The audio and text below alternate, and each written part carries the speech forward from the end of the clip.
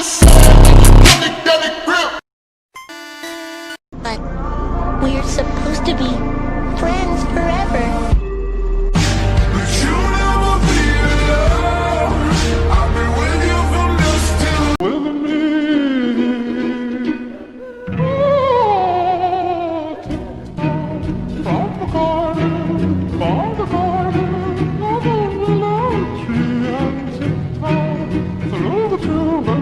This is why you should be very careful who you talk to online. A 16-year-old girl was home with her mom when she got a disturbing text message from a boy she had recently met on Snapchat. He told her he was right outside of her house, but when she went to look, no one was there. Frightened, she decides to sleep in her mom's room that night, and right before she goes to bed, she gets another text from the boy that just says, "I'm in your house." She shows her mom, who immediately searches the whole house, checks every door, turns on every light. There's no one there. So even though they're creeped out, they go back to bed. The next morning, she gets up and she goes back to her bedroom and immediately feels like she's being watched. She checks in her closet, looks behind her door, there's no one there. Then she noticed that the shoe boxes she normally kept perfectly arranged next to her bed had been moved. So she crouches down to put them back in order, and then out of the corner of her eye, she notices something. The boy who was texting her was under her bed.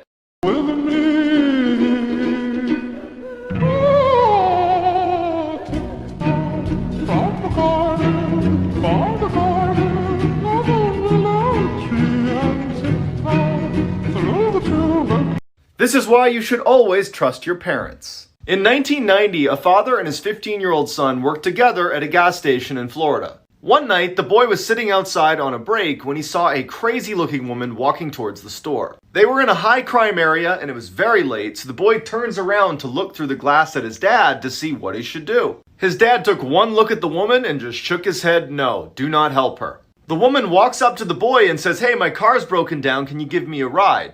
Before the boy can answer, his dad bursts outside and says, "You need to leave here immediately." Angrily, the woman turns and leaves, cussing them both out the whole way. 1 year later, the boy's in his room at home when his dad calls from the other room and says, "You gotta come in here and look at the TV." On the screen was the same woman from the gas station. Better known as Eileen Warnos, she was a serial killer who used to pick up her male victims at gas stations in Florida. She was later put to death.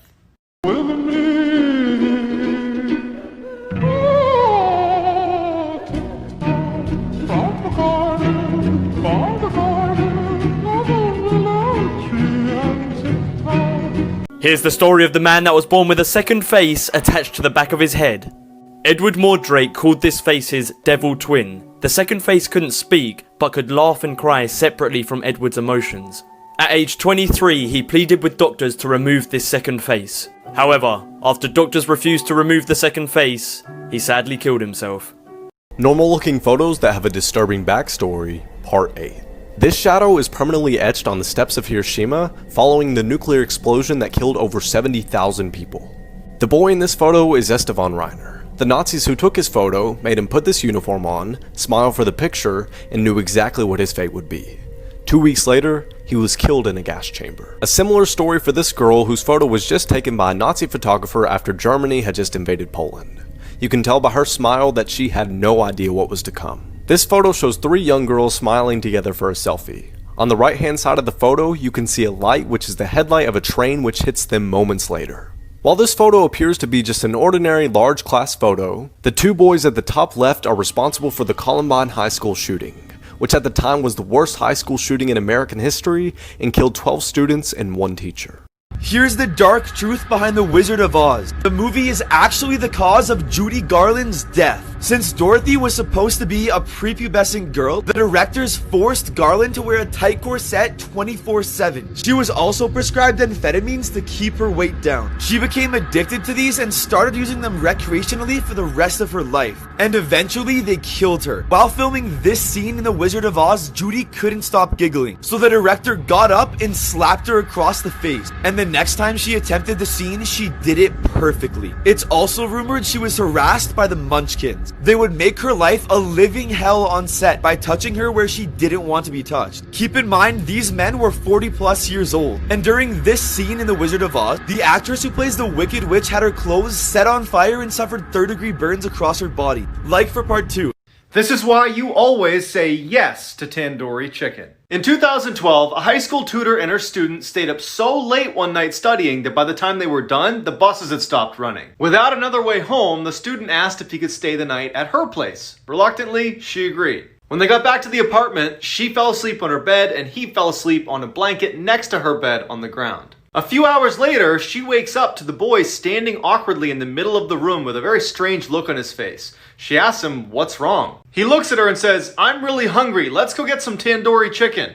Confused, she says, "It's 2 a.m. Just get a snack in the cupboard." And he grabs her by the arm and he says, "No, we are getting tandoori chicken right now." And he yanks her from the bed. Feeling totally caught off guard by this whole situation, she goes into the hall with the boy, and as soon as the door shuts behind them, she can tell that he is terrified. He looks at her and just says, "I'm not actually hungry. When I woke up, there was someone under your bed." Japanese legends you probably didn't know about, part 5. If you don't want to get scared, stop watching and scroll. The Lawless Inunaki village is a village you can get to by going through the Inunaki tunnel. The entrance, there is a sign that states the Japanese constitution is not in effect past here. In this village with no laws, there is cannibalism, murder, and robbery. Villagers will attack you with hatchets and sickles. There's no phone service, so you can't call for help. If you're foolish enough to go in there, no one who has entered ever escaped alive. If you can make it through this entire video, I guarantee you won't be able to sleep tonight. A man was working late at night when he received a notification that there was detected movement on his son's baby monitor. He checked the app, expecting to see that his 3-year-old son had just coughed or sneezed loudly. But when he looked at the baby cam, he was shocked to see his son and wife acting very strange. They were sitting on the bed together, both glaring at the camera with blank, emotionless stares. He assumed that the camera was just frozen, but noticed that his wife and son were blinking every couple of seconds. He then called his wife to make sure everything was okay, and she told him that she was in bed with her son and he had gotten scared a couple of minutes ago and came into her room crying.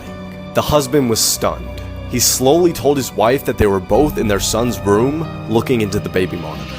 Just as the wife was about to respond, there was a loud screech and the call ended. The man then went to check the baby monitor, and it was complete static. This is why you should never play hide and seek. A mom decided to play hide and seek with her 2 kids. The mom began counting, ready or not, here I come. She begins searching the downstairs kitchen because she knows that they hide there every single time. As she's walking to the kitchen, she starts saying, I wonder where they are. She looks under the table and sees they aren't there, which is kind of odd. She knew they were too scared to go into the basement alone, but she decided to check anyway. They weren't there either. She began to panic. The mom then says, "Jordan, Casey, come out now, mommy's not playing anymore." There was no answer. Panic really begins to set in. She decides to call 911 and reaches an operator. She tells the operator what's wrong, and the operator sends an officer to her house. Once the officer arrives, he says, "Don't worry, we will find them." As she's sitting in the living room, she hears giggling and laughing and hears a closet door slam upstairs. She sprints upstairs and says, "Jordan, Casey, you worried me sick." She opened the closet door and nobody was there. While all of this is going on, she hears the doorbell ring. She runs downstairs and finds the officer holding Jordan and Casey. The officer says they were hiding in the shed out back. Then Jordan looks at mommy and says, "Why were you telling us to stay in the shed?" If you ever find yourself in this situation, don't do what she did. It all began in 2005 when a group of cave divers wanted to film a documentary in the most dangerous cave in the world. A few hours into their descent, a huge storm erupted, causing the main entrance to the cave to collapse. In order to avoid the huge falling rocks coming from the ceiling, they were forced to swim through an unexplored part of the cave. After diving for over an hour, they came across an island and decided to set up camp until the rescuers could get to them. After 2 days of being trapped in the cave, the cameraman decided to start filming in case they don't make it out of there. At the same time, one of their crew members does something very stupid. Tunnels, take your pick. Oh, fuck it. Hello! Please. Is there anybody there? Hello! If you make it to the end, I'm sorry. In 2007, a woman was lying awake in her hotel bed when she started hearing a kid run up and down the hall laughing and making tons of noise. She considered going out and telling the kid to be quiet, but eventually just said whatever and fell asleep. The next morning she got up and asked her teenage daughter, who was staying in the room next door, if she had heard the kid, and she said yes, it was so annoying. That night, the woman is back in bed trying to sleep when once again she hears the kid in the hall. Now feeling pretty annoyed herself, she starts walking to the front door to get a better listen when the footsteps stop right in front of her door and she hears the kid playing with the do not disturb sign. She leans into the peephole to get a better look, but the kid's gone. So she steps into the hallway and looks down the hall, and there's the kid at the far end, just standing there, perfectly still. This is why you should always lock your doors. A class was playing a game of Kahoot when they heard a voice on the intercom say, "This is not a drill, go into lockdown." The students huddled in the back of the classroom and then the power went off. Minutes later, the students heard the sound of a man screaming at the top of his lungs, running down the hallway. The lunatic man started banging on the lockers and his screams gradually got louder. He then started banging on the classroom window, yelling, "Open up."